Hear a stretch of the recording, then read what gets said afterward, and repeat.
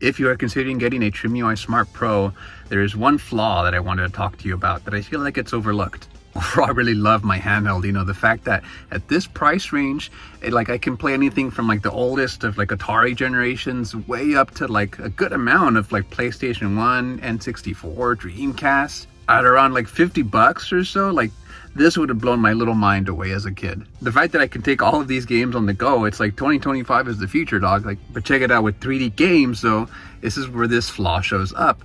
The fact that these handhelds, these little joysticks that you see right here, do not have a built-in L3 and R3 button. So, for the sake of the example, this is when you press in the joysticks into the console. You see this on like PlayStation 2, certain other controllers.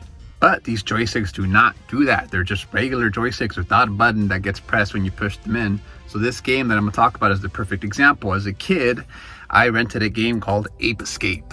Renting things was just the jam in the 90s, and I remember really vibing with like the cover box. So that's usually how I would rent out my games. And then I also remember that when we got home that I had wasted my rental for the weekend because this game needs specifically a DualShock controller, which at the time when this game came out was a brand new type of controller for the PlayStation. And I unfortunately only had like the first like old school model that my uncle let me borrow from his PlayStation. So when I got home, like the little character couldn't even move. So I just glared at the first screen in the first level for the entire weekend, and that feeling stuck with me until high school when I finally got my own copy. I loved it so much that I cleared the whole thing in 1 week, and I love this series really in general so much that you can bet that when I got this Trimui console, like this is absolutely one of the first things I was going to give a whirl on this. Funnily enough, before I bought my Trimui, like there's a lot of like research, a lot of comparing and contrasting between different handhelds, but for whatever reason this didn't come up in my brain, I guess. Ape Escape uses the L3 and R3 buttons a ton. Now there is a way to remap things to like other buttons. Like you could probably, I think I tried remapping the L3 and R3 to start and select for a little while. Overall, like it just came across as always just like feeling awkward no matter what I did. So after a while of giving it a shot on my little handheld, I just ended up giving up on Ape Escape. Because the fact that I can't just press in the L3 and R3 button, after a while, as games tend to do, they get more challenging as you progress in them. So it just became a nuisance, and I was just like, you know what, I'll give this a shot in the future when, I have access to that.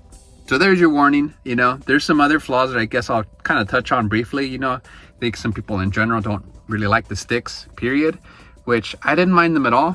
It did take me a little bit to get used to them. I think people compare them to like the PSP sticks, but overall they're good joysticks. There's no L3 and R3 button though. The other issue that people bring up is too that the console gets warm after a while, which to me, like I never really encountered that issue. I guess if I were to play on this for some reason, like for 4 hours straight, it'd become an issue. And I will say right now that summer's approaching, the days are getting warmer. I would be careful maybe with playing this like outside in the sun, because then it can tend to get really hot if you're in a really hot environment already. But those are things that I knew about, and I just considered as like minor nitpicks. Overall, the fact that this thing doesn't have L3 and R3 buttons is like a genuine thing that I wish the Trimui had. Otherwise, I really love it. It's got a great screen. It's really comfortable to hold. It's got a great battery. It has great access to operating systems, different ones, and it's really fairly priced. It's just truthfully, I need those L3, R3 buttons.